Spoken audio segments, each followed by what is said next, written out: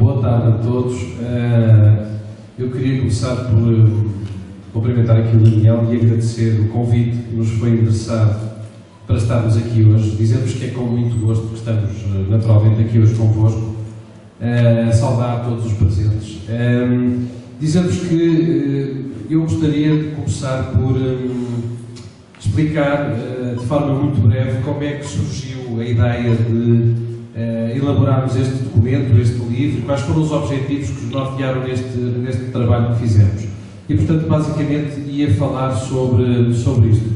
Depois disto, a Maria João há de colocar-vos aqui, eu acho que isso é importante, algumas questões e, sobretudo, falar sobre a organização interna do trabalho. Como é que ele está estruturado, que temas é que trata, como é que está organizado, para ficarem com uma ideia mais aprofundada sobre o mesmo.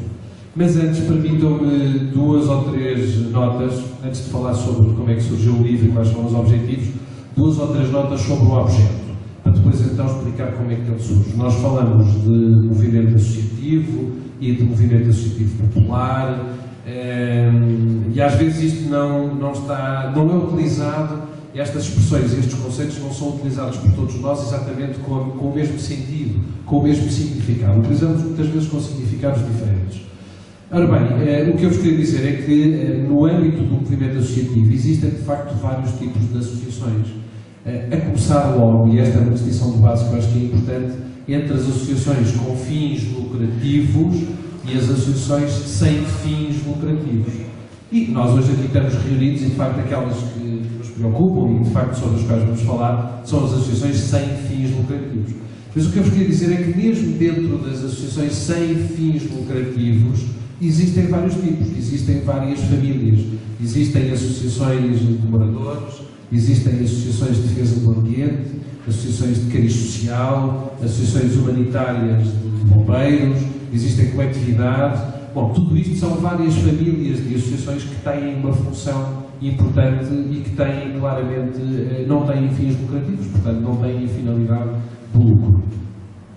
Dentro destas famílias, deixem-me falar-vos aqui em particular, nós estamos numa coletividade, deixar-vos aqui 2 ou 3 notas sobre alguns números no âmbito da Confederação das Coletividades. Nos últimos anos, está aqui o Artur Martins, que é o responsável pelo Gabinete de Estudos da Confederação agora, tem vindo a apostar-se muito no conhecimento desta realidade.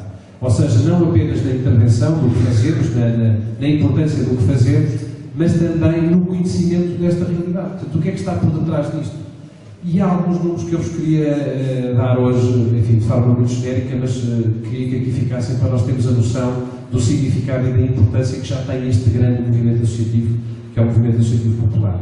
No âmbito das coletividades e do movimento associativo popular, queria dizer-vos que os últimos estudos que foram divulgados apontam no sentido de que existem em Portugal cerca de 30.000 associações desta natureza. Ultrapassam um bocadinho os 30.000. Este número é um número verdadeiramente impressionante, não é? Nem nós próprios, há uns anos atrás, tínhamos ainda a noção da dimensão e da importância e do significado que este grande movimento tem. 30.000 associações. Há pouco tempo foi publicado um estudo do INE, que é a conta satélite da economia social. Hoje em dia fala-se muito da economia social. E então descobriu-se esta coisa extraordinária, que é mais de metade das organizações da economia social em Portugal são coletividades. Não é? Portanto, isto dá a ideia da dimensão, da importância, do significado que tem o movimento associativo, e era um dado que eu vos queria dar.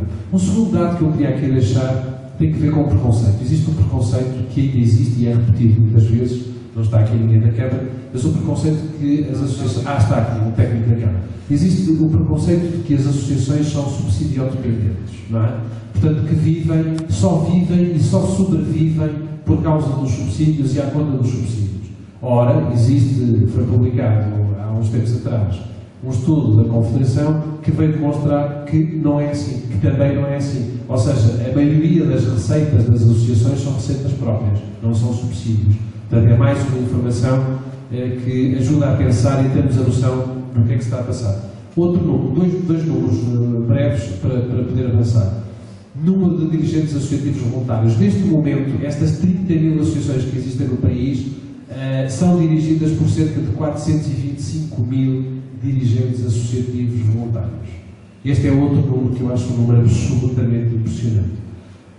Aliás, existe um estudo que há pouco estava a falar com o Artur Martins e ele me falava nele, eu já tive a oportunidade de o folhear, não podemos ainda divulgá-lo porque ele ainda não foi, é uma tese de mestrado que ainda não foi discutida, mas queria dizer-vos que ele faz uma leitura do valor económico do trabalho desenvolvido pelos dirigentes associativos. Ou seja, faz um exercício que é tentar medir, tentar perceber quantas horas de trabalho é que os dirigentes associativos dedicam ao trabalho das coletividades, depois associa-lhe um valor hora relativamente a esse trabalho, para de facto quantificar e chegarmos a um valor final. E portanto queria dizer-vos que estes 425.000 dirigentes associativos voluntários, se o trabalho que fazem fosse pago, isto implicaria ou significaria qualquer coisa como 3.000 milhões de euros. 3.000 milhões de euros anuais. Bom, e eu não vou continuar, mas podíamos continuar aqui durante mais meia hora a lançar para cima da mesa alguns dados sobre o movimento associativo, sobre a sua estrutura, sobre a sua importância, mas eu penso que isto é importante partirmos desta realidade para vos explicar como é que surgiu a ideia deste manual. Ora bem, como é que as coisas surgiram? Como vos disse há pouco, este grande movimento associativo é dirigido por voluntários, por dirigentes voluntários. Ora bem, o que tem acontecido é que nos últimos anos, sobretudo nos últimos anos, se tem vindo a assistir a uma transformação, a uma modificação relativamente grande da legislação que se aplica ao movimento associativo popular. E eu diria, não só uma grande alteração, mas também uma alteração no sentido de a tornar mais complexa e mais difícil de entender, mais difícil de perceber como é que funciona. E isto, dizer-vos, não é só a lei que é complicada e nós podemos aplicar ou não aplicar. Não, o Estado que institui e que cria, de facto, esta legislação cada vez mais difícil e mais complexa, esse mesmo Estado fiscaliza o cumprimento, vem fiscalizar, existem, como vocês sabem, um conjunto de entidades de fiscalização que trabalham na órbita do Estado, como a ASAI, por exemplo, é aquela que é mais conhecida e que toda a gente fala, mas um conjunto de entidades inspectivas que vêm fiscalizar o cumprimento da lei. Portanto, não existe só uma lei que é cada vez mais complexa e que diz respeito a toda a atividade do movimento associativo, como de facto existe fiscalização e mais do que fiscalização, existe punição. Ou seja, quando a lei não é cumprida, são aplicadas coimas e têm sido aplicadas coimas muitíssimo avultadas por razões absolutamente impressionantes, diria eu, que é, por exemplo, se no bar, eu por acaso não reparei quando entrei, mas se neste bar não existir um livro de reclamações e se por acaso a ASAI cá vier um destes dias, não sei se têm noção disto, mas isto implica o pagamento de uma carga de quanto é que é, Maria João? 3.500 euros? No mínimo, por não ter livro de reclamações, 3.500 euros.